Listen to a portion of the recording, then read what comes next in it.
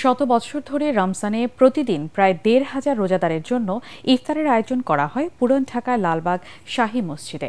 আয়োজকরা জানান, প্রতিবারের মতো এবারও মসজিদ কমিটি ও স্থানীয়দের অনুদানে ইফতারের এই আয়োজন। পুষ্টিকর খাবার দিয়ে ইফতার করতে পেরে আল্লাহর দরবারে শুকরিয়া জানান রোজাদাররা।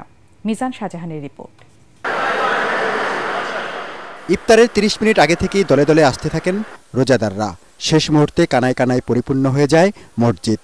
সারাদিন রোজা রেখে অনেকের সাথে বসে পুষ্টিকর খাবার দিয়ে ইফতার করতে পেরে খুশি তারা। আমি খুব আনন্দিত এবং গর্বিত যে শাহী মসজিদে লালবাগ শাহী মসজিদে বিশাল ইফতারের আয়োজন। আমরা সবাই এখানে একসাথে খাইতে পারতেছি, এটা ইসলামের অনেক বড় একটা নিদর্শন। প্রায় ১৫০০ রোজাদারের ইফতার সামগ্রী তৈরি করতে মেহনত করতে হয় অর্ধশতাধিক স্বেচ্ছাসেবককে।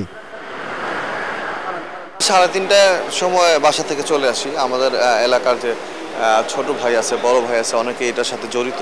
তো আমরা আসলে সবাই চেষ্টা করি ৩:৩০টার মধ্যে আসতে এবং এরপর আমরা কাজ শুরু করে দিই। মসজিদ কমিটি জানায়, স্থানীয়দের সহায়তায় এরকম আয়োজন চলে আসছে শত বছর ধরে। ইফতারি যেটা হয় এটা খুব উন্নত মানের হয়। আমার বাবুর্চি রেখে আলু চাপ, বেগুনি, চানা পাক করে নেই। এটা আমাদের প্রায় ১০০ বছর উপরে আমাদের পূর্বপুরুষরা করে দিয়ে গেছেন, তাদের থেকে আমরা শিখছি। অনুদান করার পর তারা বলে দেয় যে আমার কথাটা যেমন কাউকে না বলেন, একটু হাইট রাখার জন্য। এটা ধর্মীয় অনুভূতিতে এই ধরনের কাজই করা উচিত।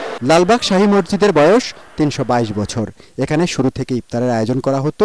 সেই আয়োজন এখনকার বাস্তবতায় বেড়ে দাঁড়িয়েছে প্রায় ১৫০০-এ। মিজান শাহজাহান, এটিএন বাংলা, ঢাকা।